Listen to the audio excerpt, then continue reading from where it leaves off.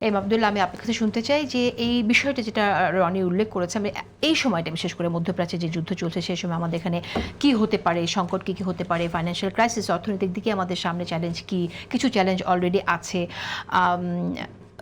এখানে হাম থেকে যে শিশুদের মৃত্যুর কথাটা হলো, এটা কিন্তু শুরুর দিকে খুব একটা আলোচনা ছিল না। এখন হাম নিয়ে কথা হচ্ছে, আমরা দেখছি যে হামের টিকা আসেনি, সময় মতো দেওয়া হয়নি, সে বিষয়টা আলোচনা হচ্ছে। কিন্তু যখন আসলে যতটা গুরুত্ব দিয়ে কথা বলার কথা ছিল, তখন আমরা সবাইকে দেখলাম এক সুরে শুধুমাত্র সংস্কার নিয়ে কথা হচ্ছে।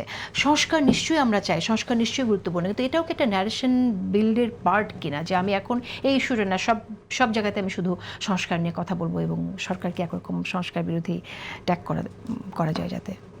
না, সংস্কার তো গুরুত্বপূর্ণ ইস্যু, নিঃসন্দেহে। এটা সংস্কার ইস্যুটা এই জন্যই গুরুত্বপূর্ণ কারণ বর্তমান সরকারটি এসছে একটি গণ অভ্যুত্থানের মধ্য দিয়ে, এবং সেই গণ অভ্যুত্থানের সাথে যেসব জীবন দেওয়ার বিষয় আছে, অনেক বহু মানুষের অঙ্গহানির বিষয় আছে, তাদের একটা প্রত্যাশার জায়গা আছে, আকাঙ্ক্ষার জায়গা আছে।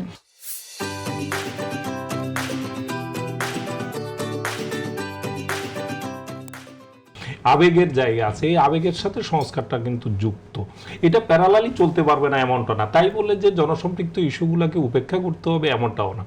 আমি মনে করি যে গণমাধ্যম কিন্তু হামের ব্যাপারে খুব বেশি উপেক্ষা করেছে, এটা বললে আমার মনে হয় কিছুটা অবিচার হবে। প্রথমে হয়তো সপ্তাহখানেক এটা ধরতে, এটার যে প্রবণতা, এটা ধরতে গণমাধ্যমের একটু সপ্তাহখানেক সময় লেগেছে, কিন্তু তারপর থেকে কিন্তু প্রত্যেক দিনই কিন্তু প্রথম পৃষ্ঠায় হাম নিয়ে কিন্তু প্রত্যেকটা গণমাধ্যমে, আমি মনে করি সংবাদপত্র বিশেষ করে আমি যদি বলি, সেখানে হাম ইস্যুটাকে অ্যাড্রেস করছে এবং এটার সমস্যাগুলো, এবার অগ্রগতি, এটার টিকার বিষয়গুলো, এগুলো কিন্তু আনছে।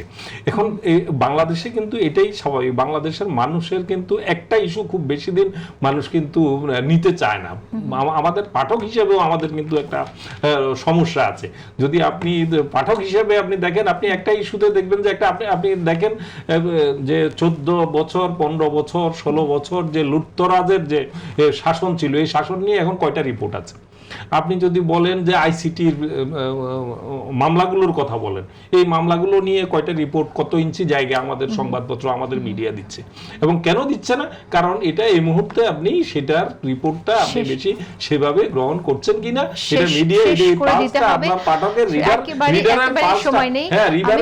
রিডারের পাঁচটা বুঝেই কিন্তু এই মিডিয়াগুলো কিন্তু কোনটাকে হাইলাইট করবে, কোনটাকে কম গুরুত্ব দিবে, এটা নির্ধারণ, এটা উচিত নয়।